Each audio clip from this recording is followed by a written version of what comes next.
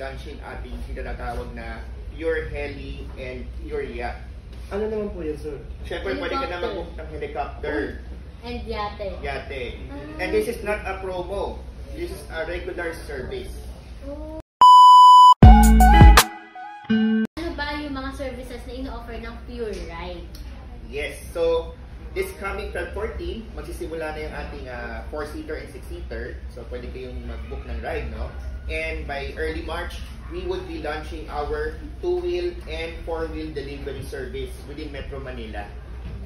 So yung 4 and 6 wheels ba, delivery lang din ba yun? Or pwedeng included yung tao?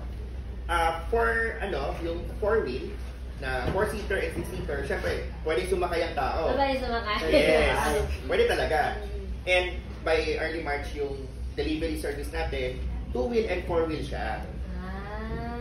So parang if ever, yung 6 wheel ba pwede bang mga lipat ba? Hindi. Hindi 6-wheel. Ay, sorry. 4-seater and 6-seater. Kala ko, medyo truck. Hindi, magkakarinig tayo niyan. Soon. Siyempre, gusto natin mapagservisyon ang ating mga launching ating tinatawag na Pure Heli and Pure Yacht. Ano naman po yan, sir? Siyempre, pwede ka na mag-book ng helicopter. And yate. Yate. And this is not a promo. This is a regular service. Pag helicopter, sir, mga nasa magkano kaya yung estimated? Na-curious lang ako first time. Ano yan, depende kasi yan sa destination. I mean, sa bawat Pilipino. And this is a commitment made few decades ago. Just to share lang din, Peer Group is very heavy on our CSR. In fact, as of today, the company already donated at least 45 school buildings nationwide. So those are the things that we are doing behind the scene. Aside from that, we're also supporting some individuals.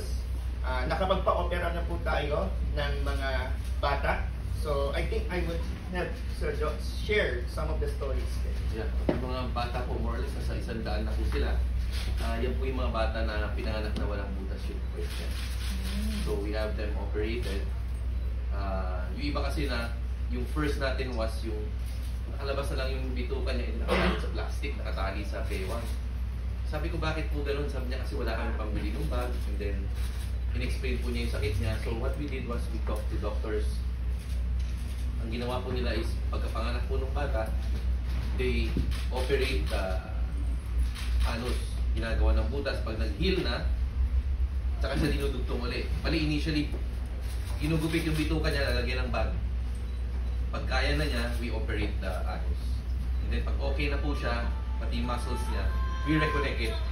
Yun po. Aside from that, we operate yung mga cleft hip, cleft palate, tapos yung isa sa Davao, yung may brain tumor. Yun po. Saka meron kami special case sa yung victim ng Yolanda. Nabuhusan siya nung lamp, si brown out nun. Of CSR. And of course, as a commitment din, yung aming part of our income sa Pure Ride would also be forwarded to help people like what we're just sharing right now. Meron din pa pala meron pa palang isa yung I think nakunan ng some of you, yung sikat na pilay sa gasoline station sa may Bacoor. So nung nakita natin siya, kasi katabi natin doon is yung dealership ng sister ko sa Kabayaw po, yung Toyota. So kinuha natin yung pasyente, nabigyan na po siya ng paa. Yeah. Tapos meron na tayo more or less sa 20 plus na including Pure Ride support of Crombie. So that service is actually provided to the Filipino people for free.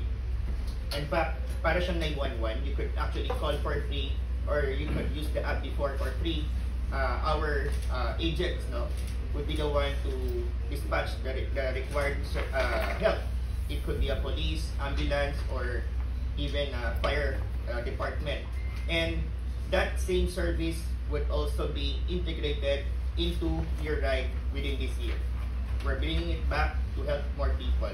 So kahit hindi pasahero ng Pure Ride, pwede pa rin silang humingi ng tulong. Kahit kayo po, all of us, any of us, pwede po natin gamitin yun. Actually, until today po, gamit po siya ng Department of Health. Simula po nung COVID, humingi po sila ng assistance sa atin to support them. Kasi minomonitor niya yung COVID patients natin sa buong Pilipinas, kasama yung mga OFWs natin na pauwi dito na kailangan i-quarantine o may sakit. Lahat po, nakamonitor sila. Yun po ang ginagamit nila. Ayan. So, as you can see, we're actually very strong on technology. And that is the same thing that we are now touring into PureRide. So I hope that everyone would try to start using PureRide, no? As early as next week para at least maganda ang ating mga biyahe. Ayan.